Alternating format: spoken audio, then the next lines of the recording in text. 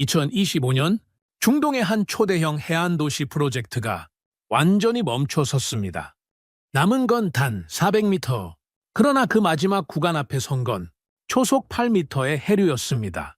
인간이 절대 감당할 수 없는 바다의 분노였죠. 세계 최고 기술자들이 모였습니다. 하지만 모두가 고개를 절레절레 흔들었습니다. 실패 시 그 피해 규모는 무려 100조 원. 회의실엔 말 한마디조차 없이 싸늘했죠. 모두가 침묵한 그때 조용히 단 한 사람이 오래된 봉투 하나를 꺼냈습니다. 그 안엔 단 3글자만이 적혀 있었죠. 정주영.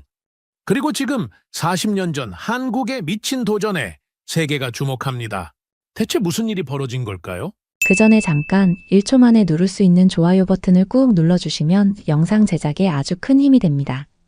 그럼 바로 시작하겠습니다. 저는 로버트 그린필드입니다. 영국 캠브리지 대학에서 해양토목공학 박사학위를 받고 지난 30년간 세계 각국의 바다를 상대로 싸워온 엔지니어죠. 네덜란드의 해상풍력단지, 싱가포르의 메리 프로젝트, 두바이의 팜 아일랜드까지 불가능해 보이는 프로젝트들을 현실로 만드는 게 제 전문 분야였습니다. 하지만 2025년 3월, 저는 제 인생에서 가장 절망적인 순간을 맞고 있었어요. 여러분, 솔직히 말씀드리겠습니다. 저는 아부다비 너마 시티 본부 회의실에서 입을 열었습니다. 스크린에는 붉은색으로 표시된 위험 지역이 선명하게 드러나 있었죠. 우리는 지금 100조 원짜리 프로젝트를 이룰 위기에 처해 있습니다. 5년째 진행 중인 너마 해안도시 프로젝트는 중동 최대 규모의 인공섬 건설 사업이에요. 총 길이 12km의 방조제로 바다를 막아 새로운 도시를 만드는 거대한 계획이었습니다. 그런데 마지막 400m 구간에서 모든 것이 멈춰버렸어요. 독일에서 온 하인리히 박사가 데이터를 가리키며 한숨을 내쉬었습니다. 로버트, 이 조류 속도 좀 보세요. 초속 7.8m예요. 거의 급류 수준이잖아요. 게다가 조수간만의 차이도 4.2m나 됩니다. 프랑스의 장피에르가 덧붙였어요. 이런 조건에서는 케이슨 공법도 매립 공법도 모두 무용지물이에요. 저는 지난 6개월을 떠올렸습니다. 우리가 시도해본 모든 방법들이 속수무책으로 실패했던 순간들을 말이에요. 거대한 콘크리트 블록들이 조류에 밀려나가고 수백 톤의 토사가 하루 만에 흔적도 없이 사라지는 걸 지켜봐야 했죠. 로버트 박사님, 회의실 맨 앞자리에 앉은 압둘 카림 UAE 건설부 장관이 무거운 목소리로 말했습니다. 이 프로젝트에는 이미 80조 원이 투입됐어요. 만약 이대로 중단된다면 그는 말을 잇지 못했어요. 하지만 모두가 알고 있었죠. 이건 단순한 건설 실패가 아니라 국가적 재앙이 될 수 있다는 걸요. 저는 30년 경력 동안 수많은 어려운 프로젝트를 성공시켜왔습니다. 하지만 이번엔 달랐어요. 자연 앞에서 인간의 기술이 얼마나 무력한지 처음으로 뼈저리게 느꼈거든요. 그래도 포기할 순 없습니다. 저는 끝까지 희망의 끈을 놓고 싶지 않았어요. 분명히 다른 방법이 있을 거예요. 우리가 아직 시도하지 않은. 로버트, 현실을 받아들여요. 장피에르가 쓴웃음을 지으며 말했습니다. 지난 6개월간 우리가 뭘 했는지 생각해보세요. 세계 최고의 기술자들이 머리를 맞대고도 답을 못 찾았잖아요. 하일리히가 고개를 절레절레 흔들며 덧붙였어요. 이 조류는 어떤 방식으로도 막을 수 없어요. 우리는 자연 앞에 무릎을 꿇어야 합니다. 회의실이 무거운 침묵에 빠졌습니다. 8명의 세계 최정상급 기술자들이 모두 패배를 인정하는 순간이었죠. 저는 창밖으로 보이는 푸른 바다를 바라봤습니다. 저 잔잔해 보이는 바다 아래에서는 무시무시한 속도의 조류가 흐르고 있어요. 마치 우리의 오만함을 비웃는 것 같았죠. 회의를 일단 중단하겠습니다. 저는 더 이상 견딜 수가 없었어요. 제 인생 최대의 실패작이 될 수도 있는 프로젝트 앞에서 무력감만 느끼고 있을 수는 없었거든요. 회의가 끝난 후 저는 혼자 현장 창고로 향했습니다. 뭔가 놓친 자료가 있을지도 모른다는 마지막 희망을 품고 말이에요. 지난 5년간 축적된 기술 문서들을 다시 한번 살펴보려 했거든요. 낡은 철제 캐비닛들이 늘어선 창고는 먼지 냄새로 가득했어요. 저는 하나하나 서류를 뒤져가며 혹시나 하는 마음으로 자료를 찾아봤습니다. 그때였어요. 구석진 캐비닛 맨 아래쪽에서 노란 봉투 하나가 눈에 띄었거든요. 다른 문서들과 달리 이상하게 두꺼운 봉투였어요. 봉투를 열어보니 영어로 번역된 기술 보고서가 들어 있었습니다. 표지를 보는 순간 저는 온몸에 전기가 흐르는 듯한 충격을 받았어요. 1985년 한국 정주영 회장의 바다 봉쇄 시나리오 정주영, 그 이름을 본 순간 40년 전의 기억이 거대한 파도처럼 밀려왔습니다. 1985년 2월 저는 갓 박사학위를 받은 28살의 젊은 엔지니어였어요. 영국 해양공학연구소에서 첫 국제 프로젝트 자문 임무를 받았죠. 한국의 새만금 간척 사업에 대한 기술 검토였습니다. 당시 저는 자신감에 넘쳐 있었어요. 캠브리지에서 최우등으로 졸업하고 네덜란드 간척 프로젝트에서 실무 경험까지 쌓았거든요. 작은 아시아 국가의 무모한 도전을 논리적으로 분석해서 포기하게 만드는 게 제 임무였죠. 서울에 도착한 첫날, 저는 정부 청사에서 브리핑을 받았습니다. 새만금 간척 사업은 총 길이 33km의 방조제로 바다를 막는 프로젝트입니다. 담당 공무원이 설명했어요. 완공되면 세계 최장의 방조제가 될 예정입니다. 저는 속으로 웃었어요. 세계 최장? 꿈 같은 소리네. 데이터를 보고 나서는 더욱 확신했죠. 초속 8m가 넘는 조류, 평균 수심 7.5m, 극단적인 조수간만의 차이. 어떤 각도로 봐도 불가능한 프로젝트였거든요. 이건 절대 불가능합니다. 다음 날 공식 회의에서 저는 단호하게 말했어요. 한국 정부 관계자들과 건설사 임원들 앞에서 말이죠. 바다를 막는다는 발상 자체가 자연에 대한 모독이에요. 특히 이런 조건에서는 더더욱 그렇습니다. 저는 자신만만하게 발표를 계속했어요. 조류의 힘을 과소평가하고 계시는 것 같은데 물리 법칙은 절대적입니다. 인간이 바다의 흐름을 통제한다는 건 불가능해요. 그때 회의실 맨 뒤쪽에서 조용한 목소리가 들렸습니다. 젊은 박사님, 질문이 하나 있습니다. 저는 뒤를 돌아봤어요. 검은 양복을 입은 중년 남성이 차분한 표정으로 앉아 있더군요. 다른 사람들과 달리 제가 발표하는 내내 아무 반응도 보이지 않았던 분이었어요. 누구신지요? 제가 물었습니다. 현대건설 정주영입니다. 그가 대답했어요. 목소리는 낮고 침착했습니다. 만약 조류의 속도를 절반으로 줄일 수 있다면 어떨까요? 그게 가능하다면야 물론 다르겠지만 그건 불가능합니다. 제가 즉석에서 대답했죠. 솔직히 좀 건방진 톤이었을 거예요. 물리 법칙은 절대적입니다, 정 회장님. 바다의 흐름을 인간이 통제할 수는 없어요. 정주영이 잠시 생각하더니 미소를 지었습니다. 그 미소가 지금도 선명하게 기억나요. 비웃음도 아니고 화도 아닌 그냥 조용한 미소였어요. 그렇군요. 물리 법칙이 절대적이라. 그는 잠시 멈췄다가 다시 입을 열었습니다. 하지만 저는 한번 해보고 싶습니다. 물리 법칙 안에서 말이죠. 회장님, 이건 실험할 수 있는 성질의 것이 아닙니다. 실패하면 엄청난 손실이, 실패하면 제가 책임지죠. 그는 단호하게 말하고 자리에서 일어났어요. 박사님께서는 불가능하다고 하시니 저희는 저희 방식대로 해보겠습니다. 그리고 그는 그렇게 회의실을 떠났습니다. 저는 그때 속으로 생각했어요. 저 사람은 공학을 모른다. 그냥 무모한 사업가일 뿐이야. 몇 개월 후에는 결국 포기하고 말 거야. 몇 주 후 저는 런던으로 돌아갔습니다. 새만금 프로젝트는 제 기술 자문 의견에 따라 조만간 중단될 거라고 확신했어요. 그런데 그 소식을 본 건 1985년 12월이었습니다. 런던 타임스 한면에 실린 기사였어요. 한국 23만 톤 선박 침몰시켜 간척 사업 성공. 제목을 보는 순간 저는 아침 커피컵을 바닥에 떨어뜨렸어요. 말도 안 돼. 기사를 읽어보니 더욱 충격적이었습니다. 정주영이 노르웨이에서 폐유조선을 구매해서 계획된 위치에 침몰시킨 후 조류 흐름을 바꿔 방조제 공사를 성공시켰다는 내용이었거든요. 타임지, 뉴스위크, CNN, 모든 외신이 이 소식을 톱뉴스로 다뤘어요. 바다를 이긴 남자, 불가능을 현실로 만든 한국의 기적, 침몰 작전으로 자연을 굴복시킨 건설업계의 혁명? 저는 그날 밤 한잠도 못 잤어요. 제가 불가능하다고 단언했던 프로젝트가 성공했다는 사실이 받아들여지지 않았거든요. 그 후 몇 년간 저는 그 일을 잊으려 노력했어요. 아니, 잊었다고 생각했죠. 제 커리어는 계속 성공 가도를 달렸고 정주영의 성공은 그냥 운이 좋았던 예외적 사례라고 치부하며 살았습니다. 하지만 지금 이 순간 창고에서 먼지 쌓인 보고서를 손에 들고 있는 지금 저는 깨달았어요. 제 손이 떨리기 시작했습니다. 보고서 첫 페이지를 넘기니 정주영의 손으로 직접 그린 침몰 시나리오 도면이 나타났어요.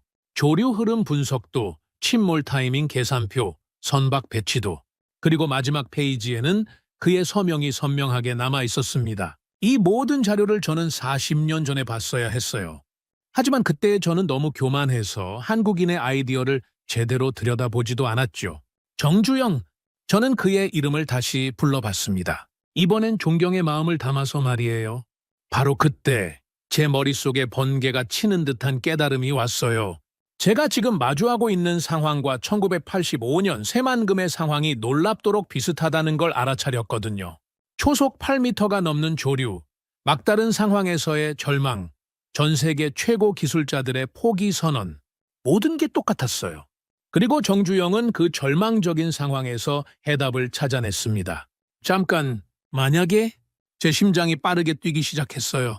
보고서를 다시 펼쳐보니 그가 사용한 원리가 보였습니다. 조류의 흐름을 정면으로 막으려 하지 않고 대신 거대한 장애물로 흐름을 분산시켜 속도를 줄인 거였어요. 이런 일이. 저는 보고서를 꽉 안고 뛰어나갔습니다. 회의실로 향하면서 머릿속으로는 이미 새로운 계획을 세우고 있었어요. 40년 전에 무시했던 그 천재적인 방법을 이제는 제가 세상에 다시 증명해 보이고 싶어졌습니다. 복도를 뛰어가면서 저는 중얼거렸습니다. 정주영 회장님, 이제야 제가 당신을 이해할 것 같습니다.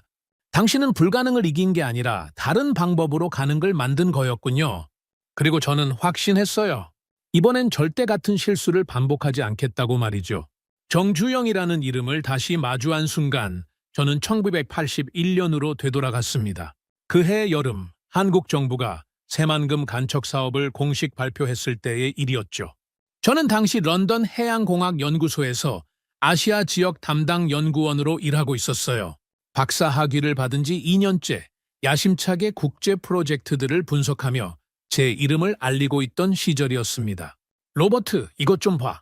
동료인 데이비드가 신문을 들고 왔어요. 한국에서 또 무슨 대단한 걸 하겠다고 나섰어. 신문 헤드라인을 보니 이렇게 쓰여 있더군요. 한국 세계 최장 방조제로 받아 33km 매립 계획 발표. 33km? 저는 웃음부터 나왔어요. 정말 대단한 상상력이네. 네덜란드도 이런 규모는 시도한 적이 없는데. 하지만 며칠 후 받은 기술 자료를 보고는 웃음이 싹 사라졌어요. 이건 그냥 허풍이 아니라 진짜 진지한 계획이었거든요. 새만금 해역의 조사 데이터는 충격적이었습니다.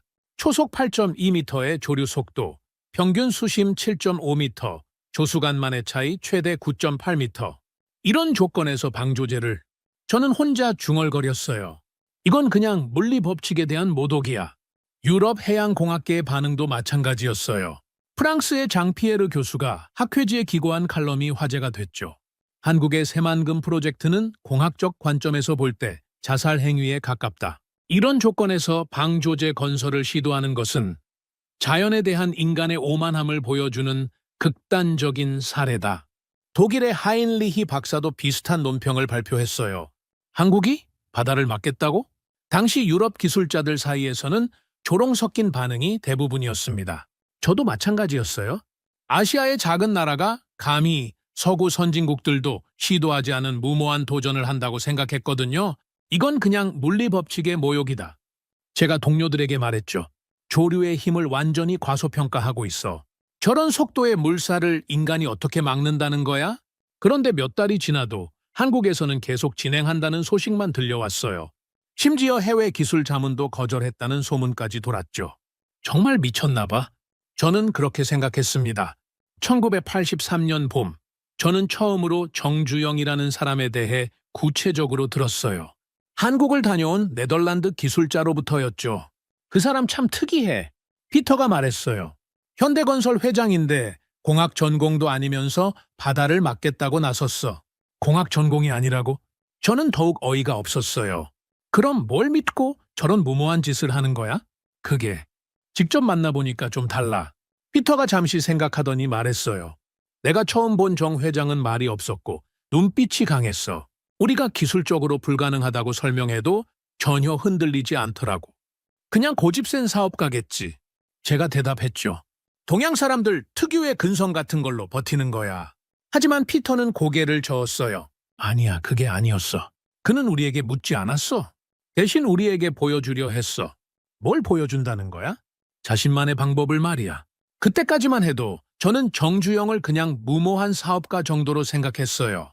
기술적 지식 없이 감정과 의지만으로 덤비는 사람이라고 말이죠.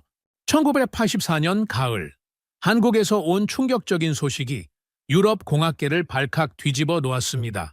정주영이 선박을 구매했다고? 저는 전화로 들은 소식에 귀를 의심했어요.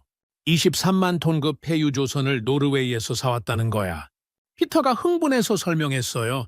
대체 뭘 하려는 건지 모르겠어. 선박을 사서 뭘 하겠다는 거야. 그게 믿기지 않을 텐데. 피터가 망설이더니 말했어요. 그 선박을 바다에 가라앉히겠다는 거야. 뭐라고? 저는 소리를 질렀어요. 선박을 가라앉힌다고? 조류가 가장 빠른 지점에 선박을 침몰시켜서 물줄기를 막겠다는 계획이래. 저는 한동안 말이 나오지 않았어요. 그리고는 터져 나오는 웃음을 참을 수 없었죠. 하하하, 정말 대단한 아이디어네. 저는 배를 잡고 웃었어요. 선박 침몰로 바다를 막겠다니. 이건 공사가 아니라 코미디야. 유럽 전체가 비슷한 반응이었어요. 각국의 해양공학 전문가들이 앞다퉈 비판 기사를 쏟아냈죠. 프랑스 르몽드 신문, 한국의 몽상가, 바다와 전쟁을 선포하다. 독일 슈피겔 21세기, 돈키호테, 바다를 향해 창을 겨누다. 영국 타임스 상식을 무시한 도박, 한국의 위험한 실험. 저도 런던 해양공학 저널에 칼럼을 기고했어요. 정주영의 침몰 작전, 공학적 근거 없는 감정적 접근. 제목만 봐도 제 생각을 알 수 있을 거예요. 칼럼에서 저는 이렇게 썼습니다. 우리는 전문가이고 그는 상인이다. 적어도 그렇게 믿고 있다. 하지만 바다는 상술로 설득할 수 있는 대상이 아니다. 물리 법칙은 협상의 대상이 아니며 조류의 힘은 의지로 굴복시킬 수 있는 것이 아니다. 당시 제가 얼마나 오만했는지 지금 생각하면 부끄러워요. 1985년 1월 침몰 작전 한 달을 앞두고 한국에서 국제기술자 회의가 열렸다는 소식을 들었어요. 저도 자문단으로 초청받았죠. 서울에 도착한 첫날, 저는 현대건설 본사에서 정주영을 직접 만났습니다. 안녕하세요, 박사님. 먼 길 와주셔서 감사합니다. 그는 생각보다 차분했어요. 제가 예상했던 무모한 사업가의 모습과는 달랐죠? 회장님, 솔직히 말씀드리겠습니다. 저는 바로 본론을 꺼냈어요. 선박 침몰로 조류를 막겠다는 계획은 비현실적입니다. 과학적 근거가 부족해요. 정주영이 잠시 저를 바라보더니 말했어요. 박사님은 어떤 방법이 옳다고 생각하십니까? 정통적인 케이스는 공법이나 단계별 매립이 안전합니다. 제가 대답했죠. 하지만 이런 조건에서는 솔직히 말씀드리면 아무 방법도 권하고 싶지 않아요. 그렇다면 포기하라는 말씀이신가요? 현실적으로는 그렇습니다. 정주영이 고개를 끄덕이더니 미소를 지었어요. 박사님, 저는 포기라는 단어를 모릅니다. 하지만 회장님, 자연 앞에서는 겸손해야. 겸손과 포기는 다른 겁니다. 그의 목소리에는 흔들림이 없었어요. 저는 바다와 싸우려는 게 아닙니다. 바다의 길을 바꾸려는 거예요? 다음 날 열린 기술진 회의에서 정주영은 폭탄 같은 발언을 했어요. 23만 톤 선박을 3월 17일에 침몰시키겠습니다. 회의실이 순간 조용해졌어요. 조류가 가장 빠른 지점에 선박을 가라앉혀서 물길을 둘로 나누겠습니다. 저는 옆에 앉은 독일 기술자와 눈을 마주쳤어요. 둘 다 믿을 수 없다는 표정이었죠. 회장님, 그건... 제가 입을 열려는 순간 정주영이 손을 들었어요. 여러분의 우려는 충분히 이해합니다. 하지만 저는 해보겠습니다. 이건 공사가 아니라 도박입니다. 프랑스 기술자가 소리쳤어요. 실패하면 어떻게 할 겁니까? 정주영이 조용히 대답했어요. 실패는 제가 감당하겠습니다. 하지만 성공하면 그는 잠시 멈췄다가 계속했어요. 우리는 새로운 길을 열게 될 것입니다.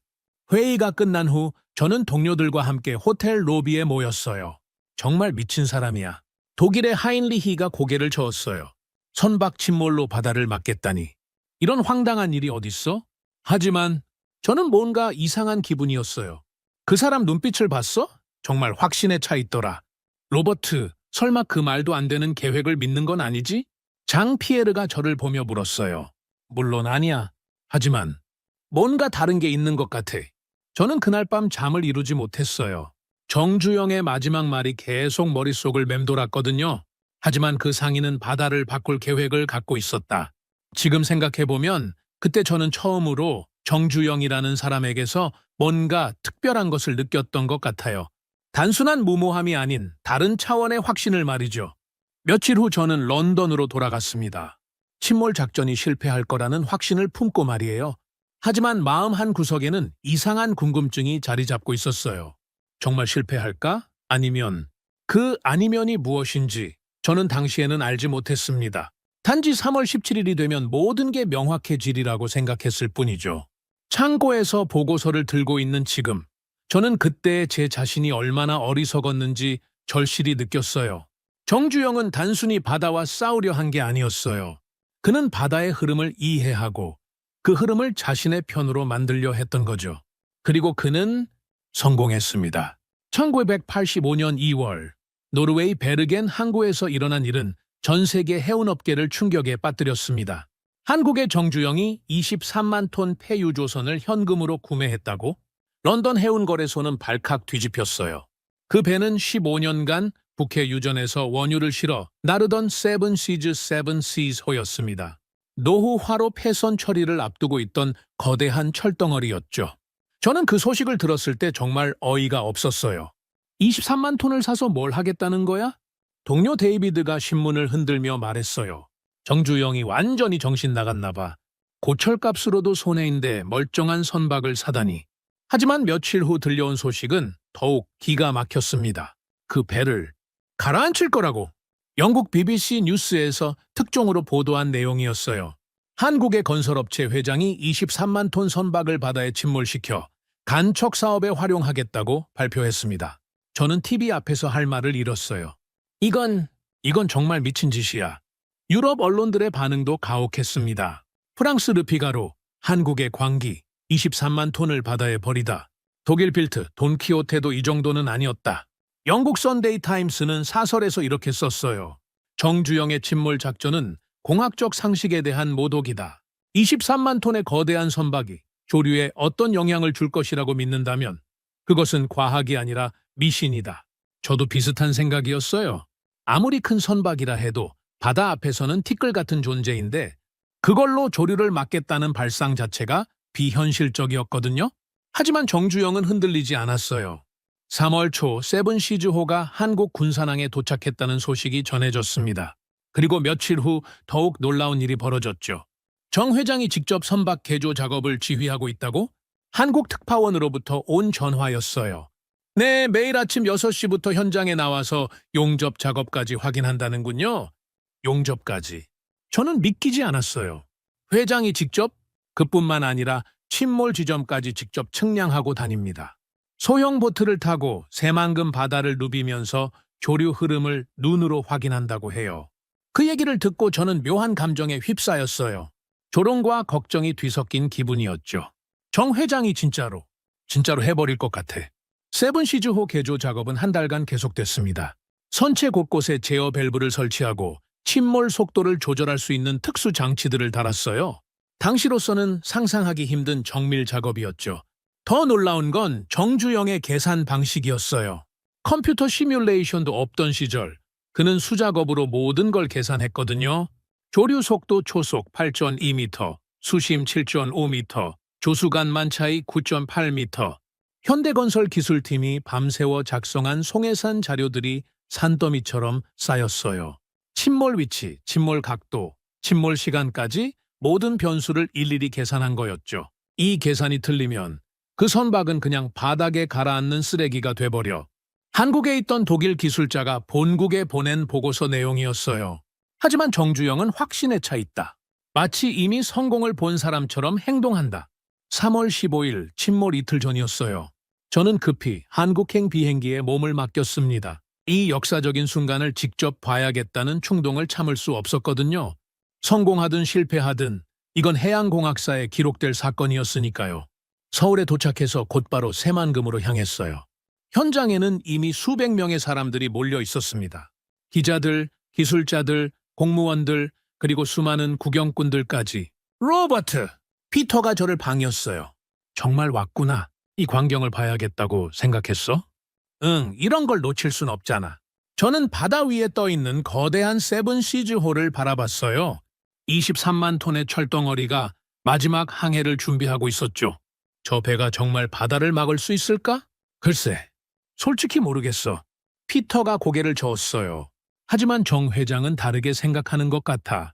그때 멀리서 정주영의 모습이 보였어요. 그는 헬멧도 쓰지 않은 채 선박 갑판 위에 서 있었습니다. 손에는 낡은 손수건을 쥐고 있었고 표정은 평온했어요. 저 사람 정말 대단해. 옆에 있던 일본 기술자가 중얼거렸어요. 자기 돈으로 저런 실험을 하다니. 실패하면 파산인데. 드디어 디데이가 밝았습니다. 새만금 바다는 잔잔했어요. 하지만 수면 아래로는 초속 8미터가 넘는 조류가 흐르고 있었죠. 그 흐름이 오늘 바뀔지도 모른다는 기대와 불안이 현장을 감쌌어요. 10분 후 침몰 개시. 확성기에서 카운트다운이 시작됐습니다. 저는 망원경으로 정주영을 관찰했어요. 그는 여전히 선박 위에 서 있었습니다. 마지막 순간까지 현장을 지키겠다는 의지였죠. 5분 전, 현장이 숨을 죽였어요. 수백 명의 사람들이 모두 세븐시즈호를 바라봤습니다. 1분 전, 정주영이 선박에서 내려왔어요. 소형 보트로 옮겨 타면서도 그의 시선은 배에서 떠나지 않았죠. 침몰 개시. 오전 7시 정각, 세븐시즈호의 밸브가 열렸습니다. 바닷물이 선체 안으로 쏟아져 들어가기 시작했어요. 23만 톤의 거대한 배가 천천히, 아주 천천히 바닷속으로 사라지기 시작했습니다. 오, 맙소사. 옆에 있던 프랑스 기술자가 경탄했어요. 세븐시즈호는 정확히 계획된 위치에서 계획된 각도로 침몰하고 있었거든요. 마치 거대한 발레리나가 우아하게 바닷속으로 몸을 맡기는 것 같았어요. 1시간 30분 후 23만 톤의 철덩어리가 완전히 바닷속으로 사라졌습니다. 그리고 믿을 수 없는 일이 벌어졌어요. 저기 봐! 누군가가 소리쳤습니다. 바다 위에서 조류의 흐름이 눈에 보이게 변하고 있었어요. 일직선으로 흘러가던 물줄기가 두 갈래로 나뉘면서 속도가 줄어들고 있었거든요. 말도 안 돼. 물줄기가 갈라지고 있어. 저는 망원경을 눈에서 떼지 못했어요. 침몰한 선박을 중심으로 조류가 완전히 새로운 패턴을 만들어내고 있었습니다. 마치 거대한 바위를 만난 강물이 좌우로 흘러가듯이 말이죠. 유속이 줄었다. 현장 측정팀에서 급보가 날아왔어요. 초속 8.2m에서 4.1m로 감소. 거의 절반으로 줄었습니다. 그 순간 현장에 있던 모든 기술자들이 입을 다물었어요. 30년 경력의 독일 기술자도, 프랑스의 해양공학 박사도, 네덜란드의 간척 전문가도 모두가 할 말을 잃었죠. 이런 일이 정말 가능한 거였어? 저는 혼자 중얼거렸어요. 정주영이 해낸 거였어요. 23만 톤의 선박 하나로 바다의 흐름을 바꾼 거였죠. 그때 작은 보트에서 정주영이 일어섰어요. 그는 침몰 지점을 바라보며 조용히 고개를 끄덕였습니다. 이제 시작이야. 바람에 실려온 그의 목소리였어요. 저는 그 순간을 평생 잊을 수 없을 겁니다. 한국의 한 사업가가 전 세계의 상식을 뒤엎은 순간을 말이에요. 이건 공사가 아니라 전쟁이었어. 인간과 바다에. 제가 옆에 있던 동료에게 말했죠. 그리고 정주영이 이겼어. 그날 오후 저는 정주영과 직접 대화할 기회가 있었어요. 회장님, 어떻게 확신할 수 있었습니까? 이런 방법이 성공할 거라고? 제가 물었습니다. 정주영이 잠시 바다를 바라보더니 말했어요. 박사님, 저는 바다와 싸운 게 아닙니다. 그럼 뭘 하신 건가요? 바다의 마음을 읽은 거죠.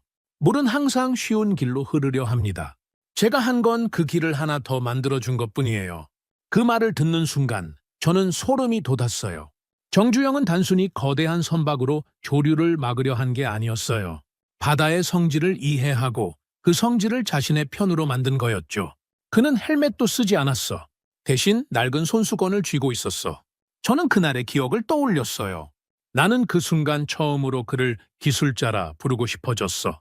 세븐시즈호의 침몰은 단순한 공법이 아니었어요. 그건 철학이었죠. 불가능해 보이는 것도 다른 방식으로 접근하면 가능할 수 있다는 철학이었습니다. 그 배는 죽은 배가 아니었어. 한국 건설의 시작이었어. 저는 지금도 그날을 생각하면 가슴이 뜁니다. 한 사람의 확신이 어떻게 바다를 움직일 수 있는지 직접 목격했던 날이니까요. 1985년 3월 17일 오후 2시 세븐시즈호가 완전히 침몰한 지 7시간이 지났을 때였어요. 저는 새만금 현장에서 일생일대의 순간을 목격하고 있었습니다. 유속 측정 결과 나왔습니다. 현장 기술팀장이 흥분해서 뛰어왔어요. 초속 8.2m에서 3.6m로 떨어졌어요. 60% 이상 감소했습니다. 그 말을 듣는 순간 현장에 있던 모든 사람들이 환호성을 질렀어요. 드디어 가능해졌어. 저는 믿을 수가 없었어요. 정말로 한 척의 침몰선이 바다의 흐름을 바꾼 거였거든요. 30년 경력의 해양공학자인 제가 봐도 기적 같은 일이었죠. 로버트, 이제 믿어?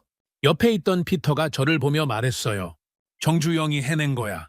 저는 고개를 끄덕일 수밖에 없었어요. 이론적으로는 불가능하다고 생각했던 일이 현실이 되었으니까요. 그런데 진짜 놀라운 건 그 다음이었어요. 정주영이 무정의를 들고 외쳤습니다. 지금이다, 토사 투입 개시. 그 순간 새만금 주변에서 대기하고 있던 수십 대의 덤프 트럭들이 일제히 움직이기 시작했어요. 마치 전쟁터에서 일제히 돌격하는 탱크들 같았죠. 어머나, 저 엄청난 양의 흙을. 프랑스에서 온 장 피에르가 입을 벌렸어요. 한 번에 다 부을 작정인가 봐. 저는 망원경으로 토사 투입 현장을 지켜봤어요. 트럭들이 줄지어 서서 차례로 흙을 쏟아내고 있었거든요. 그 규모가 상상을 초월했어요. 회장님, 이 정도 양이면 한 달은 걸릴 텐데요? 현장 소장이 걱정스럽게 말했습니다. 날씨라도 바뀌면 어쩌시려고? 한 달. 정주영이 고개를 저었어요. 36시간 안에 끝내야 해. 36시간이요? 그건 불가능합니다. 불가능한 건 없어. 정주영의 목소리에는 흔들림이 없었어요. 기회는 지금 단 한 번뿐이야. 조류 흐름이 다시 바뀌기 전에 끝내야 한다고. 저는 그때 깨달았어요. 정주영이 단순히 선박을 침몰시킨 게 아니라는 걸 말이에요. 그는 모든 것을 계산하고 있었어요. 조류 변화, 날씨, 토사 투입 타이밍까지 모든 걸 미리 준비해둔 거였죠. 여러분, 정주영이 확성기를 들고 현장 작업자들에게 소리쳤습니다. 우리에게는 36시간이 있어요. 이 36시간이 새만금의 운명을 결정합니다. 작업자들이 일제히 네 하고 대답했어요. 쉬지 말고 멈추지 말고 끝까지 함께 갑시다. 그 순간부터 새만금 현장은 거대한 전쟁터가 됐어요. 24시간 3교대로 트럭들이 쉬지 않고 돌아갔습니다. 밤이 되자 거대한 조명탑들이 현장을 대낮처럼 밝혔어요. 멀리서 보면 마치 우주선 발사기지 같았죠. 저는 그 광경에 압도당했어요. 이런 규모의 토사 투입은 처음 봐. 독일에서 온 하인리히가 감탄했어요. 시간당 8,000톤씩 부어넣고 있어. 이런 속도는 네덜란드에서도 본 적이 없어. 첫날 밤 11시. 저는 잠을 이룰 수가 없어서 현장으로 나왔어요. 야간 작업 현장은 장관이었습니다.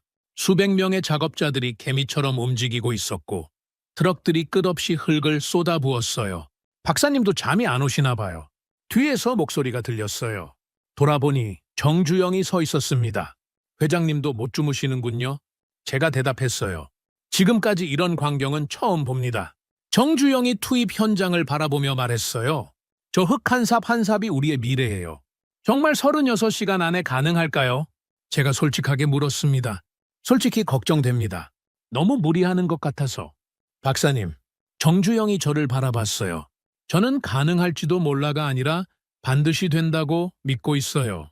그의 눈빛에서 흔들림을 찾을 수 없었어요. 그 믿음이 어디서 나오는 건가요? 우리가 여기까지 온 게 기적이잖아요? 정주영이 바다를 가리켰어요. 23만 톤 배 하나로 저 조류를 바꿨어요. 이미 기적을 만들었는데 흙을 붓는 게 뭐가 어려워요. 그 말을 듣는 순간 저는 뭔가 깨달았어요.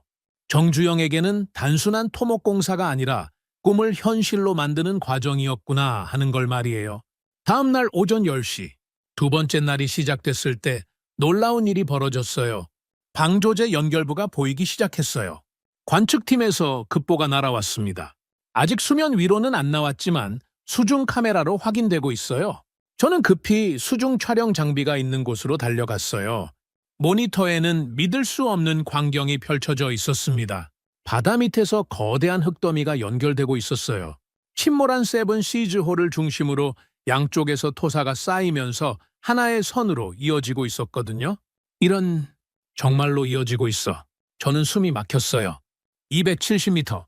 그 악마 같은 구간이 진짜로 막히고 있었습니다. 속도가 예상보다 2배 빨라요.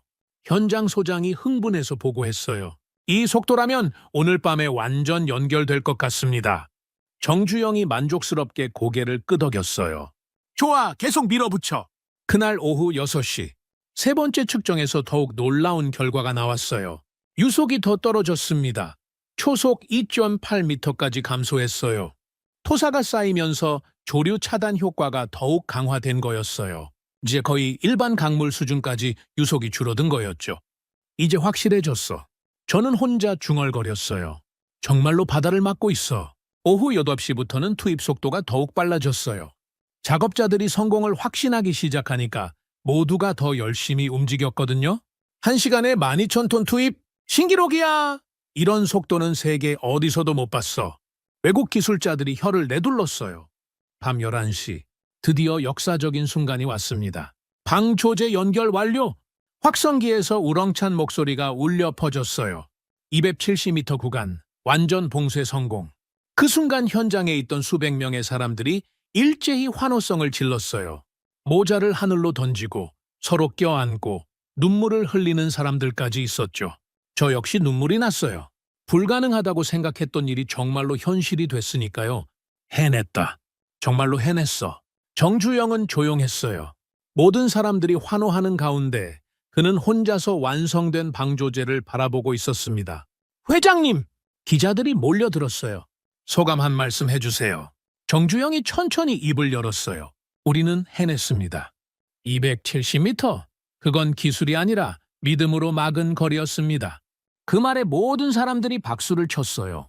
그가 말한 대로 바다가 길을 바꿨다. 저는 속으로 인정할 수밖에 없었어요. 다음 날 아침 한국의 모든 신문이 한면 톱으로 이 소식을 다뤘어요. 새만금 방조제 270m 구간 36시간 만에 완공. 세계 최초 선박 침몰 공법으로 불가능을 가능으로. 정주영 신화 바다를 정복하다. 해외 언론들도 난리였어요. BBC 한국의 기적, 바다를 막은 사나이. CNN 21세기 건설업계의 혁명, 정주영 공법. 타임지 침몰선으로 만든 기적의 방조제. 저는 그날 오후 런던으로 돌아가는 비행기에 몸을 맡겼어요. 창문으로 내려다본 새만금에는 이제 하나로 연결된 방조제가 선명하게 보였습니다. 우리는 역사상 처음으로 바다를 납득시킨 사람들이었다. 저는 그렇게 생각했어요. 비행기 안에서 저는 보고서를 작성하기 시작했습니다. 하지만 뭘 써야 할지 막막했어요. 이건 단순한 기술 보고서로는 설명할 수 없는 일이었거든요. 결국 저는 이렇게 썼습니다. 정주영의 새만금 프로젝트는 공학적 성과를 넘어선 철학적 승리다. 그는 자연과 싸운 게 아니라 자연의 원리를 이해하고 활용했다. 23만 톤의 침몰선과 36시간의 집중 투입으로 불가능을 현실로 만든 이 프로젝트는 앞으로 세계 간척공학의 새로운 기준이 될 것이다. 그리고 마지막에 이렇게 덧붙였어요. 나는 이 프로젝트를 처음에 불가능하다고 판단했다. 하지만 정주영 회장은 다른 길이 있다는 것을 증명했다. 때로는 전문가의 상식보다 도전자의 신념이 더 오를 수 있다는 교훈을 얻었다. 런던에 도착한 후 저는 동료들에게 새만금에서 본 것들을 설명했어요. 로버트, 정말 그런 일이 일어났어? 데이비드가 믿기지 않는다는 표정으로 물었어요. 선박 하나로 조류를 바꾸고 36시간 만에 270m를 막았다고? 직접 봤어. 내 눈으로. 저는 확신에 차서 대답했어요. 정주영은 바다를 이긴 게 아니라 바다와 함께 춤을 춘 거야. 그날 밤 저는 오랫동안 잠들지 못했어요. 새만금에서 본 그 36시간이 계속 머릿속을 맴돌았거든요. 한 사람의 확신이 어떻게 수백 명을 움직이고 바다의 흐름까지 바꿀 수 있는지 직접 목격했던 시간이었으니까요. 그는 가능할지도 몰라가 아니라 반드시 된다는 사람이었다. 저는 그때의 정주영을 떠올렸어요. 지금 2025년 UAE에서 똑같은 위기에 처한 저에게 그의 방식이 다시 한번 길을 열어주려 하고 있었습니다. 1985년 12월 새만금 방조제 완공 소식이 전 세계로 퍼져나간 후의 반응은 가히 폭발적이었습니다. 저는 런던에서 그 소식들을 지켜보고 있었어요. 처음엔 단순한 기술적 성취 정도로 생각했는데 시간이 지날수록 이게 얼마나 거대한 사건이었는지 깨닫게 됐죠. 로버트, 이것 좀 봐. 동료 데이비드가 타임지 최신호를 들고 뛰어왔어요. 표지에는 정주영의 사진이 크게 실려 있었습니다. 헤드라인은 이랬죠. The man who moved the sea. 바다를 움직인 사나이. 세계에서 가장 권위 있는 잡지 표지에 한국 사람이 나왔어. 저는 믿을 수가 없었어요. 타임지가 아시아의 한 건설업자를 표지 인물로 선정한 건 사상 초유의 일이었거든요. 기사 내용은 더욱 놀라웠습니다. 정주영의 새만금 프로젝트는 20세기 공학사의 혁명이다. 23만 톤 선박을 침몰시켜 조류를 제어한다는 발상은 기존의 모든 상식을 뒤엎었다. 이는 단순한 기술적 성취를 넘어 인간이 자연과 조화를 이룰 수 있는 새로운 패러다임을 제시했다. 뉴스위크도 마찬가지였어요. Miracle in Korea, 한국의 기적. 정주영이 보여준 것은 기술이 아니라 철학이다. 그는 바다와 싸운 게 아니라 바다의 언어를 배웠다. CNN에서는 3일 연속 특집 방송을 내보냈어요. 한국의 정주영, 불가능을 현실로 만든 비정아, 새만금 프로젝트 21세기 건설업계의 새로운 표준. 각국 언론들의 반응이 쏟아졌습니다. 프랑스 르몽드, 동양의 지혜가 서구 기술을 넘어서다. 독일 슈피겔, 한국의 새로운 도전, 세계가 주목해야 할 이유. 일본 아사히 신문, 정주영 공법, 아시아 건설업의 새 지평. 저는 이 모든 기사들을 스크랩하며 복잡한 감정에 빠져 있었어요. 6개월 전만 해도 불가능하다고 단언했던 제가 얼마나 무지했는지 깨닫고 있었거든요. 그런데 진짜 충격은 그 다음에 왔어요. 1986년 1월 네덜란드 간척공사 연구소에서 정주영을 초청하겠다는 공문이 날아온 거였어요. 정주영 회장님의 기술 간견을 요청합니다. 침몰식 조류 제어 공법에 대한 기술 자문을 구하고 싶습니다. 네덜란드예요. 세계 간척 기술의 본고장인 네덜란드가 한국의 기술을 배우겠다고 나선 거였죠. 그뿐이 아니었어요. 영국 템스강 메리 프로젝트 팀에서도 연락이 왔고 프랑스 칼레 해협 간척사업단에서도 자문을 요청했어요. 이게 정말 일어나고 있는 일이야? 저는 혼자 중얼거렸어요.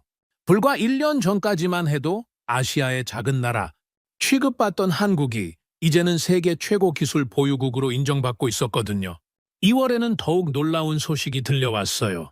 정주영 공법을 아프리카에 적용하겠다고 이집트에서 수에즈 운하 확장 프로젝트에 한국 기술을 도입하겠다고 발표한 거였어요. 현대건설과 기술 협약을 체결했다. 정주영 회장이 직접 이집트를 방문해 현장을 점검할 예정. 한국이 이제 기술 수출국이 된 거였어요. 그것도 중동이라는 어마어마한 시장에 말이죠. 3월에는 브라질에서도 연락이 왔어요. 아마존 강하구 간척 프로젝트에 침몰식 공법을 적용하고 싶다. 정주영 방식으로 하면 환경 파괴 없이 간척이 가능할 것 같다. 저는 점점 더 당황스러워졌어요. 제가 비과학적이라고 비판했던 방법이 전 세계 표준이 되어가고 있었거든요. 그해 4월, 저는 우연히 정주영의 인터뷰를 봤어요. BBC에서 방송된 거였는데 그 내용이 제 가슴을 찔렀습니다. 회장님, 처음에 많은 전문가들이 불가능하다고 했는데 어떻게 확신을 가질 수 있었습니까? 기자의 질문에 정주영이 이렇게 대답했어요. 전문가들이 틀렸다고 생각하지 않아요? 다만 그분들은 기존 방식만 생각하셨죠. 저는 다른 방식이 있다고 믿었을 뿐입니다. 다른 방식이라고 하면? 바다를 적으로 보지 않고 친구로 보는 거예요. 싸우려 하지 말고 함께 춤을 추는 거죠. 그 말을 듣는 순간 저는 소름이 돋았어요. 정주영은 단순히 기술적 해법을 찾은 게 아니었어요. 완전히 다른 철학으로 접근한 거였죠. 전문가들은 데이터를 보고 불가능하다고 하셨지만 저는 사람의 의지와 자연의 조화를 봤습니다. 그 조화라는 게 뭔가요? 물은 원래 쉬운 길로 흐르려고 해요. 제가 한 건 그 쉬운 길을 하나 더 만들어준 것뿐이에요. 물과 싸운 게 아니라 물의 마음을 읽은 거죠. 저는 그때서야 깨달았어요. 정주영은 바다를 이긴 게 아니라 가난을 이긴 것이었다는 걸 말이에요. 그는 한국인을 먹여 살릴 땅을 만든 것이었어요. 5월에 있었던 국제해양공학회의에서 저는 정주영에 대한 발표를 들었어요. MIT의 교수가 이렇게 말했어요. 정주영의 접근법은 서구 공학의 한계를 보여준다. 우리는 자연을 정복하려 했지만 그는 자연과 협력했다. 이것이야말로 진정한 공학의 미래다. 하버드 대학교 건설공학과에서도 비슷한 평가를 내렸어요. 새만금 프로젝트는 공학이 아니라 예술이다. 정주영은 기술자가 아니라 예술가였다. 유럽 전체가 정주영을 재평가하기 시작했어요. 그해 여름, 저는 참을 수 없어서 다시 한국을 방문했습니다. 완공된 새만금을 직접 보고 싶었거든요. 서울에서 새만금으로 가는 길에 저는 1년 전과 완전히 달라진 한국의 모습을 봤어요. 고속도로 곳곳에 현대건설 광고판이 서 있었고 세계가 인정한 K건설이라는 문구가 눈에 띄었어요. 새만금에 도착해서 본 광경은 정말 장관이었습니다. 1년 전까지 바다였던 곳에 초록색 들판이 펼쳐져 있었어요. 농부들이 트랙터를 몰고 다니고 있었죠. 1년 만에 이렇게 바뀌다니. 저는 넋을 잃고 바라봤어요. 270m 구간, 그 불가능의 상징이었던 곳에는 이제 든든한 방조제가 서 있었습니다. 박사님? 뒤에서 익숙한 목소리가 들렸어요. 돌아보니 정주영이 서 있었습니다. 다시 오셨군요. 네, 와보고 싶어서. 저는 어색하게 대답했어요. 1년 전에는 불가능하다고 하셨는데 어떠세요? 정주영이 미소를 지으며 물었습니다. 죄송합니다. 저는 솔직하게 사과했어요. 제가 틀렸어요. 이런 기적을 만들어내실 줄 몰랐습니다. 기적이 아니에요, 박사님. 정주영이 고개를 저었어요. 그냥 다른 방법으로 해본 것뿐이에요. 우리는 함께 방조제 위를 걸었어요. 저는 그때 정주영에게 평생 잊지 못할 말을 들었습니다. 박사님, 저는 바다를 이긴 게 아니에요? 사실 바다가 저를 도와준 거죠. 어떻게 도와줬다는 말씀인가요? 물은 항상 길을 찾아요. 제가 한 건 그 길을 조금 더 쉽게 만들어준 것뿐이에요. 바다가 스스로 새로운 길을 택한 거죠. 그 말을 듣는 순간 저는 모든 걸 이해했어요. 정주영은 처음부터 바다와 전쟁을 할 생각이 없었던 거예요. 그는 바다의 성질을 이해하고 그 성질을 이용한 거였죠. 회장님은 공학자가 아니라 철학자였군요. 제가 말했어요. 우리는 그를 기술자라 불렀지만 그는 사실 시대의 개척자였다. 정주영이 웃으며 말했어요. 박사님, 저는 그냥 먹고 살기 위해 한 거예요. 우리 국민들이 굶지 않게 하려고 땅을 만든 거죠. 그 순간 저는 깨달았어요. 나의 설계도는 데이터였고 그의 설계도는 신념이었다는 걸 말이에요. 저는 기술로만 접근했지만 정주영은 사람의 삶으로 접근했던 거예요. 이제야 이해합니다. 저는 정주영에게 말했어요. 회장님이 만든 건 단순한 방조제가 아니라 희망이었네요. 그날 저녁 서울로 돌아가는 기차 안에서 저는 오랫동안 생각에 잠겼어요. 정주영이 보여준 것은 기술이 아니라 철학이었어요. 불가능해 보이는 것도 다른 관점에서 보면 가능할 수 있다는 철학이었죠. 정 회장은 바다를 이긴 게 아니라 가난을 이긴 것이었다. 저는 그때 정주영의 진짜 업적을 깨달았어요. 그는 기술자가 아니라 꿈을 현실로 만드는 사람이었던 거예요. 런던으로 돌아간 후 저는 제 동료들에게 이렇게 말했어요. 우리는 정주영을 과소평가했어. 그는 단순히 바다를 막은 게 아니라 한국인의 한계를 깨부순 거야. 그 후 10년간 정주영 공법은 전 세계로 퍼져나갔어요. 아프리카, 남미, 동남아시아, 어디를 가든 한국의 침몰식 공법이 적용되고 있었죠. 한국은 이제 세계 건설업계의 리더가 되었고 정주영의 이름은 전설이 됐어요. 하지만 저는 그때까지도 완전히 이해하지 못했어요. 정주영의 진짜 위대함이 뭔지 말이에요. 그걸 깨닫게 된 건 바로 지금 2025년 UAE에서였습니다. 똑같은 위기 앞에서 그의 방법을 다시 만났을 때였어요. 이건 기술이 아니라 유산이다. 저는 창고에서 보고서를 들고 중얼거렸어요. 나도 이 유산을 이어가야 한다. 2025년 3월 저녁, 저는 혼자서 너마 해안도시 현장으로 향했습니다. 정주영의 철학을 깨닫고 난 후 저에게는 혼자만의 시간이 필요했어요.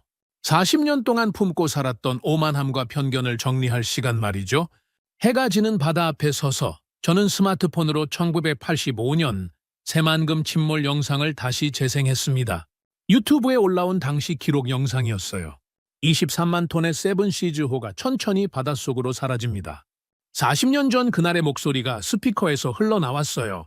저는 그 영상을 보면서 소름이 돋았습니다. 화면 속에서 거대한 선박이 침몰하는 순간 조류의 흐름이 눈에 보이게 바뀌는 장면이 선명하게 담겨 있었거든요. 저 방식은 단순한 공법이 아니라 선언이었다. 저는 혼자 중얼거렸어요. 불가능이라는 말에 굴복하지 않겠다는 선언이었어. 바다 바람이 제 얼굴을 스쳐 지나갔습니다. 그 바람 속에서 저는 마치 정주영의 목소리를 듣는 것 같았어요. 박사님, 바다와 싸우지 마세요. 바다의 마음을 읽으세요. 저는 결심했습니다. 이제는 제가 정주영의 길을 걸어야 할 때라고 말이에요. 다음 날 오전 9시, 저는 너마 프로젝트 본부 대회의실로 향했습니다. 어제와는 완전히 다른 마음으로 말이에요. 여러분 다시 모여주셔서 감사합니다. 저는 회의실에 들어서며 말했어요.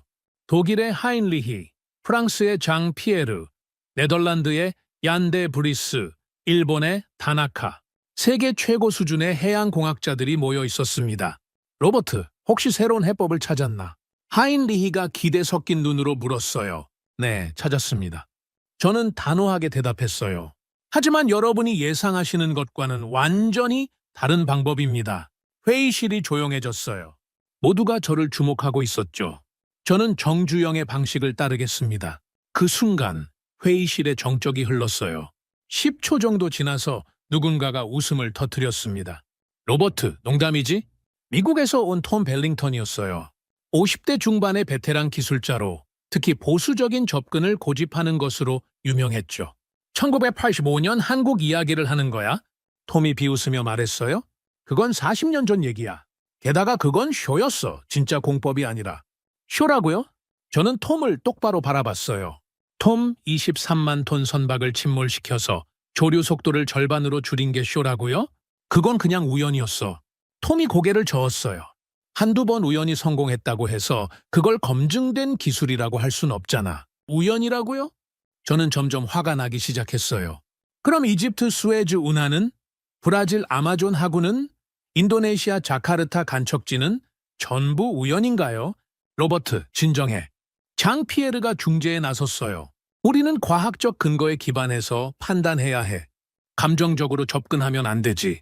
감정적이라고요? 저는 가슴이 끓어올랐어요. 40년 전 우리가 정주영을 무시했을 때도 똑같은 말을 했어요. 과학적 근거가 없다고, 비현실적이라고. 하지만 로버트, 하인리히가 말을 꺼내려 했지만 저는 그를 막았어요. 하인리히, 당신도 1985년에 새만금은 불가능하다고 했잖아요. 그런데 결과는 어땠죠? 회의실의 분위기가 점점 험악해졌어요.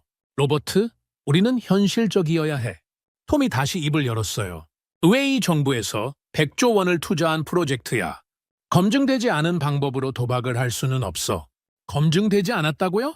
저는 책상을 탁 치며 일어났어요. 정주영 공법은 지난 40년간 전 세계에서 80여 차례 성공했어요. 이보다 더 검증된 기술이 어디 있어요? 그건 모두 소규모 프로젝트였어. 톰이 맞받아쳤어요. 이번처럼 대규모 해상도시 건설과는 차원이 달라. 소규모라고요? 저는 웃음이 나왔어요. 수에즈 운하 확장이 소규모예요? 아마존 하구 3,000를 헥타르 간척이 소규모라고요? 톰이 잠시 말문이 막혔어요. 그래도 위험 부담이 너무 커. 위험 부담? 저는 톰을 쏘아봤어요. 지금 우리가 처한 상황이 위험하지 않다고 생각해요. 6개월째 한 발자국도 못 나가고 있는데 회의실이 다시 조용해졌어요. 저는 숨을 고르고 차분하게 말했어요. 여러분, 저는 40년 전에 실수했어요. 정주영 회장을 무시했죠. 그 결과가 뭔지 알아요? 한국은 세계 건설업계의 리더가 됐어요. 우리는 아직도 똑같은 구식 방법만 고집하고 있어요.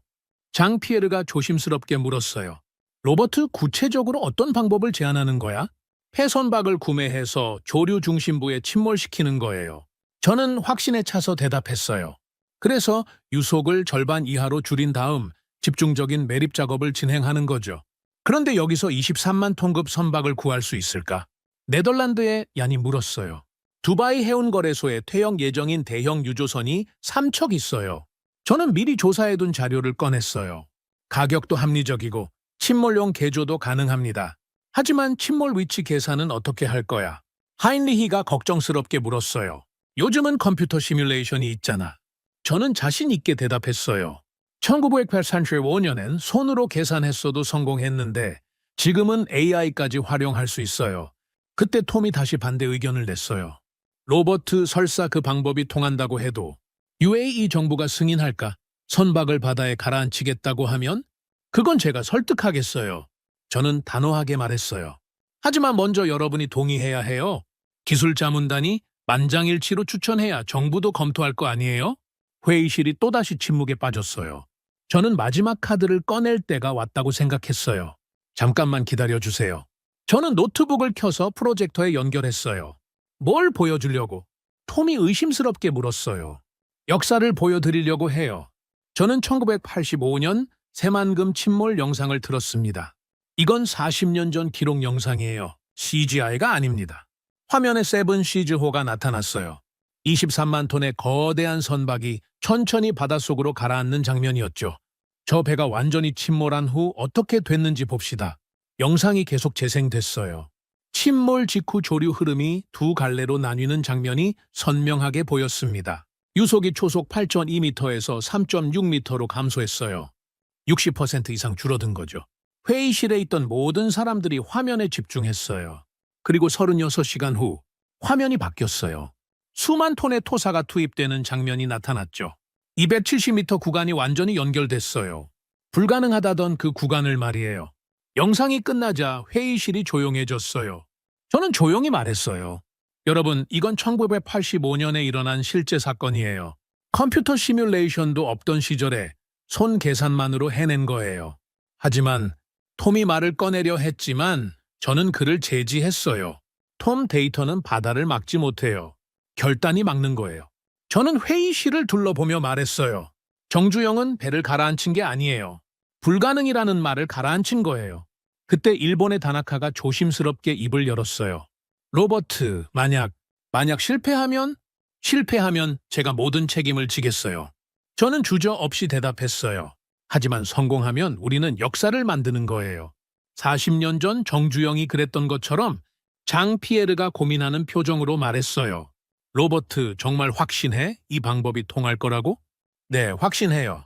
저는 단호하게 대답했어요. 왜냐하면 그는 성공했거든요.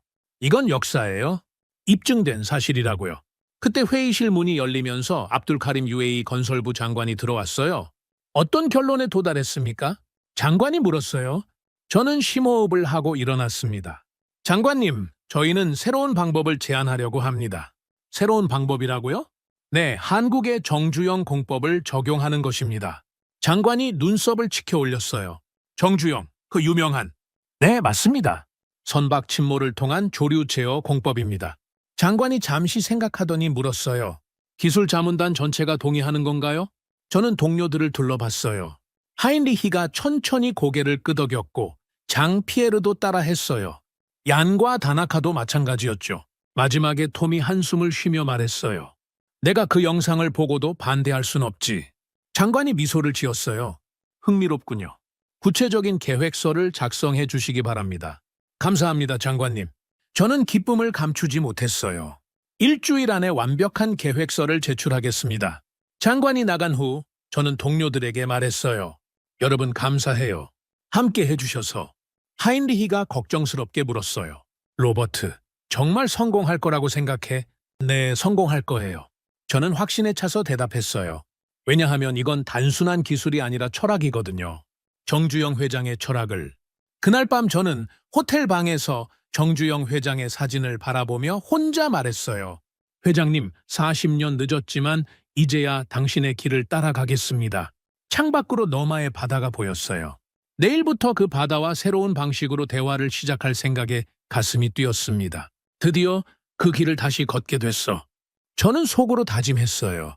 이번엔 절대 실패하지 않겠다고 말이에요. 지난 3개월간 치밀하게 준비한 침몰 작전이 시작되는 날이었어요. 저는 새벽부터 너마 해상 현장에 나와 있었습니다. 로버트 박사님, 모든 준비가 완료됐습니다. 현장 총괄 매니저가 보고했어요. 침몰선 아라비아 프라이드호 정확한 위치에 대기 중입니다. 저는 망원경으로 바다 위를 바라봤어요. 거기에는 18만 톤급 폐유조선이 마지막 항해를 준비하고 있었습니다. 지난 20년간 페르시아만에서 원유를 실어 나르던 그 배가 이제는 새로운 역사를 쓸 준비를 하고 있었죠. 박사님, 옆에서 하인리히가 긴장된 목소리로 말했어요. 정말 괜찮을까요? 아직도 확신이 안 서네요. 하인리히. 저는 그를 바라보며 말했어요. 40년 전 새만금에서 정주영이 어떤 기분이었을지 상상해봐요. 전 세계가 불가능하다고 했을 때 그가 느꼈을 두려움과 확신을 말이에요. 하지만 그때와 지금은 다르잖아요. 장 피에르가 걱정스럽게 말했어요. 그때는 한국의 작은 만이었지만 지금은 UAE의 거대한 해상도시 프로젝트예요. 규모만 다를 뿐이에요. 저는 단호하게 대답했어요. 원리는 똑같아요. 조류의 흐름을 이해하고 그 흐름과 함께 춤을 추는 거죠. 오전 8시, 침몰 작전 2시간 전, 저는 아라비아 프라이드호에 올라갔습니다. 정주영이 40년 전 세븐시즈호 갑판에서 마지막까지 지켜봤던 것처럼 저도 직접 확인하고 싶었거든요. 선박 내부는 3개월간의 개조 작업으로 완전히 달라져 있었어요. 정밀한 침몰 제어 시스템과 수중 카메라, 그리고 실시간 데이터 전송 장비들이 설치되어 있었죠. 박사님, 이건 정말 대단한 기술이에요. 선박 개조를 담당한 한국 엔지니어가 자랑스럽게 설명했어요. 1985년에는 수동으로 밸브를 열어야 했지만 지금은 원격으로 모든 걸 제어할 수 있어요. 저는 조금 복잡한 기분이었어요. 기술은 발전했지만 용기는 그때만 못한 것 같네요. 무슨 말씀이세요? 정주영은 마지막까지 배 위에 있었어요. 저는 지금 안전한 관제선에서 지켜볼 예정이고요. 엔지니어가 웃으며 말했어요. 박사님, 시대가 달라졌잖아요? 정주영 회장님도 지금 같은 기술이 있었다면 원격으로 했을 거예요. 오전 9시 30분, 본격적인 침몰 작업이 시작됐습니다. 각 부서 상황 보고 제가 관제선에서 무정이를 들고 외쳤어요. 해상기상팀, 이상 없음? 조류 측정팀, 현재 유속 초속 7.8m 확인. 침몰 제어팀, 모든 시스템 정상. 저는 심호흡을 했어요. 이제 정말 시작이었습니다. 아라비아 프라이드호 침몰 개시. 오전 10시 정각 18만 톤의 거대한 배가 천천히 바닷속으로 사라지기 시작했어요. 관제실의 모든 스크린에는 실시간 데이터가 표시되고 있었습니다. 침몰 깊이, 선체 각도, 주변 조류 변화, 모든 게 정밀하게 모니터링되고 있었죠. 현재 침몰률 분당 2.3m, 선체 각도 15도, 계획대로 진행 중. 하지만 저는 계기판보다는 바다를 바라보고 있었어요. 정주영이 그랬던 것처럼 말이죠. 박사님, 뭔가 이상해요.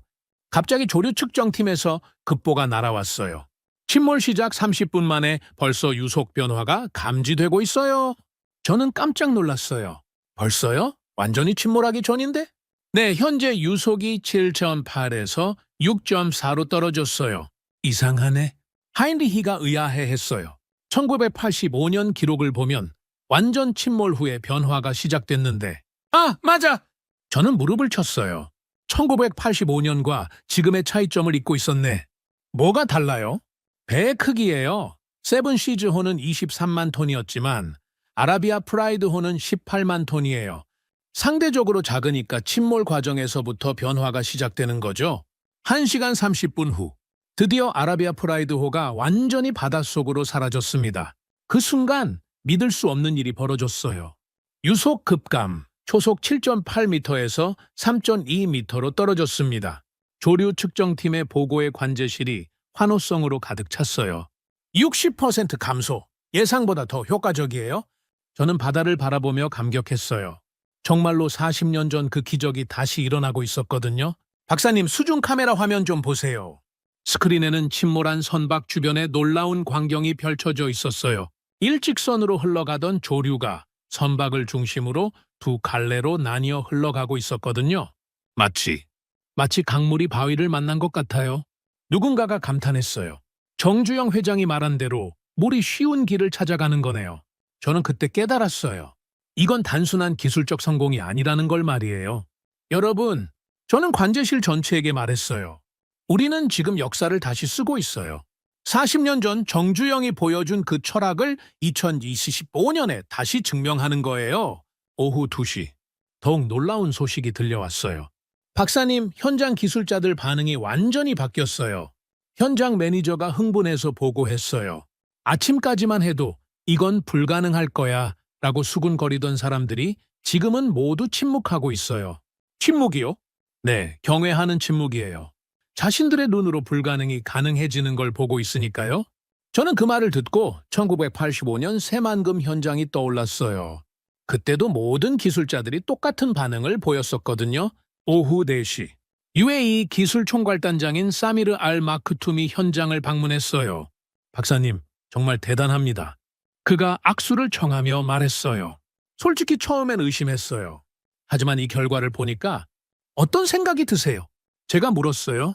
우리가 외면했던 방법이 지금 우리를 구하고 있다는 생각이 들어요. 그의 목소리에는 깊은 감동이 담겨 있었어요. 40년 전부터 이런 기술이 있었는데 우리는 왜 몰랐을까요? 몰랐던 게 아니라 인정하지 않았던 거죠. 저는 솔직하게 대답했어요. 저도 마찬가지였어요.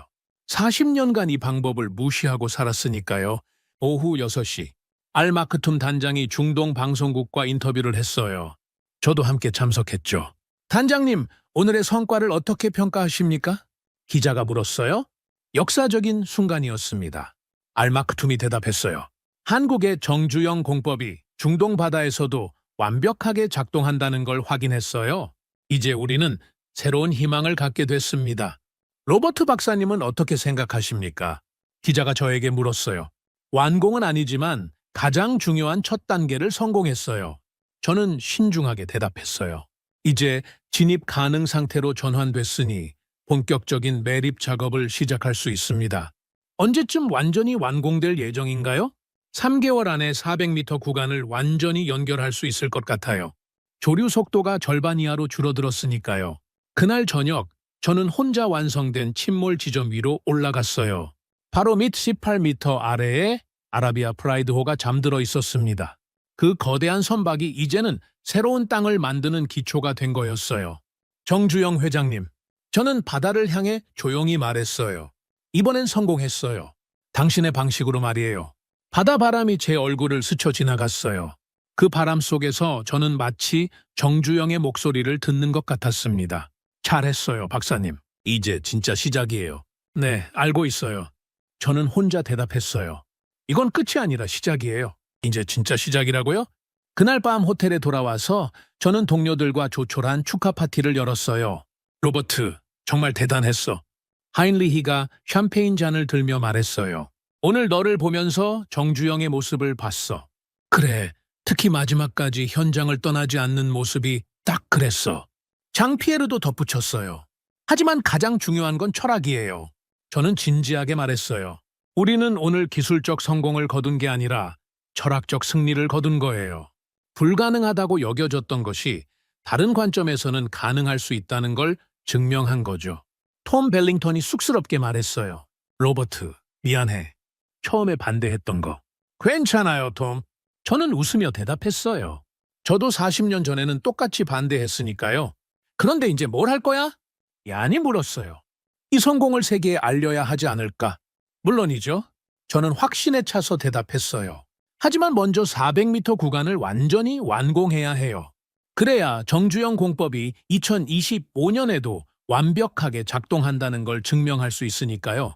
다음 날부터 본격적인 매립 작업이 시작됐어요.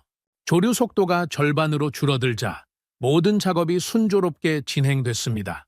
케이슨 설치, 토사 투입, 콘크리트 타설, 지난 6개월간 불가능했던 모든 작업들이 마치 마법처럼 가능해졌어요. 박사님, 이 속도라면 정말 3개월 안에 완공 가능할 것 같아요. 현장 소장이 기쁘게 보고했어요. 하루 진행률이 예상의 3배예요. 저는 만족스럽게 고개를 끄덕였어요. 그럼 우리는 성공한 거네요. 정주영 회장의 유산을 2025년에 되살린 거예요. 그날 저녁, 저는 다시 방조제 위에 올라가서 바다를 바라봤어요. 400m 구간의 절반 정도가 이미 연결되어 있었고 나머지도 빠르게 진행되고 있었습니다. 정주영 회장님, 당신이 시작한 길을 이제 세계가 따라 걷고 있어요. 저는 혼자 말했어요. 이제는 우리가 그 길을 이어가겠습니다. 바다 위로 해가 지고 있었어요. 새로운 하루가 시작될 준비를 하면서 말이죠. 정주영이 40년 전에 꿈꾸었던 그 미래가 이제 현실이 되고 있었습니다. 너마 해안도시 프로젝트 400m 구간이 완전히 완공된 지 3주가 지났을 때였어요. 저는 두바이 컨벤션 센터에서 열린 중동 건설 박람회 기조연설을 준비하고 있었습니다. 전 세계 50개국에서 온 3,000명의 건설 전문가들 앞에서 정주영 공법의 성공 사례를 발표할 예정이었거든요. 로버트 박사님 준비되셨나요? 행사 담당자가 물었어요. 네, 준비됐어요. 저는 심호흡을 하며 대답했어요. 손에는 40년 전 그 낡은 보고서 복사본을 들고 있었죠. 간현장으로 걸어가면서 저는 지난 6개월을 떠올렸습니다. 침몰 작전 성공 직후 쏟아진 반응들, 세계 각국에서 날아온 기술 자문 요청들, 그리고 무엇보다 한국에 대한 인식 변화, 모든 게 꿈만 같았어요. Ladies and gentlemen, 로버트 그린필드 박사님입니다. 사회자의 소개와 함께 저는 연단에 올랐어요. 객석에는 정말 다양한 사람들이 앉아 있었습니다. 독일의 해양공학자, 네덜란드의 간척 전문가, 싱가포르의 매립 기술자, 그리고 중동 각국의 건설업체 대표들까지. 안녕하세요, 여러분. 저는 마이크 앞에 서서 말했어요. 오늘 저는 여러분께 40년 전 한국에서 시작된 기적에 대해 말씀드리려고 합니다. 스크린에 1985년 새만금 침몰 영상이 떠올랐어요. 이 영상은 1985년 3월 17일 한국 새만금에서 촬영된 실제 기록입니다. 객석이 조용해졌어요. 모든 사람들이 화면에 집중하고 있었죠. 23만 톤의 선박이 바다에 가라앉는 이 장면을 당시 전 세계 전문가들은 광기라고 불렀습니다. 영상이 계속 재생됐어요. 세븐 시즈호가 침몰한 후 조류가 두 갈래로 나뉘는 장면이 선명하게 보였습니다. 하지만 결과는 어땠을까요? 초속 8m 조류가 절반으로 줄어들었고 불가능하다던 270m 구간이 36시간 만에 연결됐습니다. 객석에서 감탄사가 터져 나왔어요. 그리고 2025년 우리는 UAE에서 똑같은 기적을 재현했습니다. 스크린이 바뀌면서 너마 프로젝트 영상이 나타났어요. 아라비아 프라이드호가 침몰하는 장면과 그 후 급속도로 진행된 매립 작업 모습이 펼쳐졌죠. 18만 톤 선박 침몰로 조류 속도 60% 감소, 3개월 만에 400m 구간 완공. 저는 잠시 멈췄다가 중요한 말을 했어요. 여러분, 이것이 바로 한국 기술의 힘입니다. 그 순간 객석에서 박수가 터져 나왔어요. 하지만 더 중요한 건 이겁니다. 저는 목소리를 높였어요. 이 기술을 40년 전에 개발한 사람은 공학 전공자가 아니었습니다. 정주영이라는 한 사업가가 만들어낸 철학이었어요. 철학이라고 하셨나요? 객석에서 누군가 질문했어요. 네, 맞습니다. 바로 이런 철학이었죠. 저는 스크린을 가리켰어요. 자연과 싸우지 말고 자연과 춤을 춰라. 불가능이라는 말을 받아들이지 말고 다른 길을 찾아라. That's incredible. 앞자리에 앉은 영국 기술자가 감탄했어요. 그런 철학이 실제로 작동한다는 말씀인가요? 작동하는 정도가 아닙니다. 저는 확신에 차서 대답했어요. 지난 40년간 전 세계 80여 개 프로젝트에서 성공했어요. 이집트 수에즈 운하, 브라질 아마존 하구, 인도네시아 자카르타. 모든 곳에서 한국의 정주영 공법이 기적을 만들어냈습니다. 객석이 술렁거리기 시작했어요. 그렇다면 이제는 우리가 한국을 배워야 할 때입니다. 제가 말하자 객석 전체가 박수를 쳤어요. 간견이 끝난 후 저는 수많은 사람들에게 둘러싸였습니다. 박사님, 우리 회사에서도 정주영 공법을 적용하고 싶은데 가능할까요? 사우디아라비아 건설업체 대표가 물었어요. 물론입니다. 하지만 한국 기술진과 협력해야 해요. 한국 회사들과 어떻게 연결해 주실 수 있나요? 현대건설, 삼성물산, 대우건설. 한국에는 정주영 공법의 전문가들이 많아요. 그때 놀라운 소식이 들려왔어요. 박사님, 행사 담당자가 달려왔어요. 방금 아프리카에서 연락이 왔어요. 나이지리아 라고스 해상도시 프로젝트에서 한국 기술을 도입하겠다고 하네요. 정말요? 그뿐만 아니라 방글라데시, 베트남, 필리핀에서도 문의가 쇄도하고 있어요. 저는 깜짝 놀랐어요. 이렇게 빨리 확산될 줄은 몰랐거든요. 다음 날 아침, 더욱 놀라운 뉴스가 기다리고 있었어요. 한국 건설주 급등, 해외 수주 문의 폭주, 현대건설, 사우디 신도시 프로젝트, 1차 협상 타결, 삼성물산 아프리카 3개국과 기술협력 MOU 체결, 대우건설 동남아 간척사업 5조 원 규모 수주, 한국경제신문들이 연일 이런 헤드라인을 쏟아냈어요. 저는 그 모든 기사들을 스크랩하면서 감격했습니다. 정주영 회장님, 당신이 뿌린 씨앗이 이렇게 큰 나무가 됐어요. 10월 중순, 저는 특별한 초청을 받았어요. 서울대학교 공과대학에서 간견 요청이 온 거였죠. 정주영 공법의 현재와 미래라는 주제였어요. 한국에 도착한 첫날, 저는 먼저 새만금을 다시 방문했습니다. 40년이 지난 새만금은 완전히 다른 모습이었어요. 한때 바다였던 곳에 거대한 산업단지와 농지가 펼쳐져 있었고 첨단 기술 기업들이 들어서 있었죠. 이 모든 게 한 사람의 꿈에서 시작됐다니 저는 감동하지 않을 수 없었어요. 서울대 강연 당일 강의실에는 200명의 학생들이 가득 찼어요. 안녕하세요, 여러분. 저는 한국어로 인사했어요. 저는 40년 전 정주영 회장님을 무시했던 로버트 그린필드입니다. 학생들이 웃었어요. 오늘 여러분께 사과하러 왔습니다. 그리고 정주영 회장님이 얼마나 위대한 분이었는지 말씀드리려고요. 강연이 진행되면서 한 학생이 질문했어요. 교수님, 정주영 회장님은 공학 전공이 아니셨는데 어떻게 그런 기술을 개발할 수 있었을까요? 좋은 질문이에요. 저는 미소를 지었어요. 정주영 회장님은 기술자가 아니라 철학자였어요. 불가능을 가능구로 만드는 철학을 가진 분이었죠. 또 다른 학생이 손을 들었어요.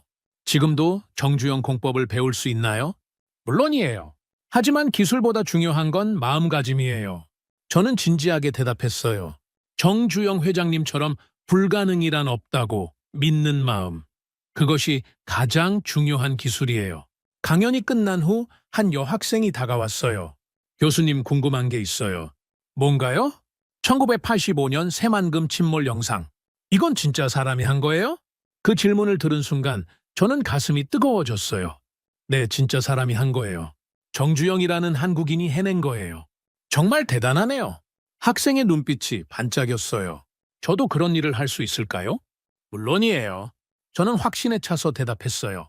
여러분은 정주영의 DNA를 가진 사람들이니까요. 그날 밤 호텔에서 저는 오랫동안 생각에 잠겼어요. 오늘 만난 한국 학생들의 눈빛에서 40년 전 정주영과 같은 열정을 봤거든요. 이 나라는 앞으로 얼마나 더 놀라운 일들을 해낼까. 다음 날 아침, 저는 인천공항에서 런던으로 돌아가는 비행기를 기다리고 있었어요. 공항 라운지에서 우연히 CNN 뉴스를 봤는데 놀라운 소식이 나오고 있었습니다. 한국 건설 기술, 전 세계 표준으로 부상, 아시아 건설업계, 한국 중심으로 재편. 기자가 이렇게 멘트했어요. 40년 전 한국의 한 사업가가 시작한 기술이 이제 전 세계 건설업계의 새로운 표준이 되고 있습니다. 전문가들은 이를 제2의 한강의 기적이라고 평가하고 있습니다. 저는 그 뉴스를 보며 눈물이 났어요. 40년 전 제가 불가능하다고 했던 그 기술이 이제는 세계가 배우려고 하는 표준이 되었거든요. 비행기가 이륙하면서 저는 창밖으로 한국을 내려다봤습니다. 저 아래 어딘가에 정주영이 잠들어 있을 거예요. 그리고 그가 꿈꾸던 미래가 지금 현실이 되고 있었죠. 정주영 회장님, 저는 속으로 말했어요. 당신은 단지 바다를 막은 게 아니었어요. 한국인의 한계를 깨부쉈던 거예요. 런던에 도착한 후 저는 제 연구실에서 마지막 보고서를 작성했습니다. 정주영 공법의 세계적 확산과 그 의미. 보고서 마지막에 저는 이렇게 썼어요. 1985년 3월 17일 한국의 새만금 바다에서 일어난 일은 단순한 기술적 성취가 아니었다. 그것은 인간이 불가능에 굴복하지 않을 수 있다는 희망의 메시지였다. 정주영이라는 한 사람의 신념이 어떻게 세계를 바꿀 수 있는지를 보여준 역사적 사건이었다. 그리고 2025년 우리는 그 신념이 여전히 살아있다는 것을 확인했다. 한국에서 시작된 기술이 이제 전 세계의 바다를 바꾸고 있다. 이것이야말로 진정한 한국의 힘이다. 정주영이 시작한 길을 지금 세계가 따라 걷고 있다. 그리고 그 길의 끝에는 더 나은 미래가 기다리고 있을 것이다. 보고서를 마치고 나서 저는 책상 서랍에서 40년 전 그 보고서를 꺼냈어요. 노랗게 바랜 종이 위에는 여전히 정주영의 서명이 선명하게 남아 있었습니다. 회장님, 이제야 당신을 제대로 이해했어요. 저는 그 서명을 바라보며 말했어요. 당신은 기술자가 아니라 꿈을 현실로 만드는 사람이었어요. 그날 저녁 저는 BBC에서 마지막 인터뷰를 했어요. 박사님, 정주영 공법의 성공을 어떻게 평가하십니까? 기자가 물었어요. 이건 한국의 승리입니다. 저는 단호하게 대답했어요. 40년 전부터 한국은 우리보다 앞서 있었어요. 우리가 이제야 따라잡고 있는 거죠. 앞으로 한국 기술이 어떻게 발전할 거라고 보십니까? 한국은 이제 세계 건설업계의 교과서입니다. 저는 확신에 차서 말했어요. 정주영의 철학을 가진 나라, 불가능을 모르는 사람들의 나라. 그런 나라가 못할 일이 어디 있겠어요? 인터뷰가 끝나고 집으로 돌아가는 길에 저는 하늘을 올려다봤어요. 별들이 반짝이는 밤하늘 위 어딘가에서 정주영이 미소 짓고 있을 것 같았습니다. 그리고 지구 반대편 한국에서는 새로운 꿈을 꾸는 젊은이들이 내일을 준비하고 있겠죠. 정주영이 뿌린 씨앗이 이제 전 세계로 퍼져나가고 있었습니다. 세계는 지금 한국을 따라 걷고 있다. 저는 혼자 중얼거렸어요. 그리고 그 길의 시작점에는 바다를 막았던 한 사나이의 꿈이 있었습니다. 불가능이라는 말을 바다에 가라앉혀버린 정주영이라는 이름의 꿈이 말이에요. 오늘의 사연은 여기까지입니다. 구독과 좋아요는 영상 제작에 아주 큰 힘이 됩니다. 지금까지 감동테라스 저는 소희였습니다. 오늘도 우리 구독자님들의 가정에 따뜻한 행복이 가득하시길 진심으로 바라겠습니다. 긴 영상 끝까지 시청해주셔서 정말 감사합니다. 내일 더 좋은 이야기로 찾아뵙겠습니다. 감사합니다.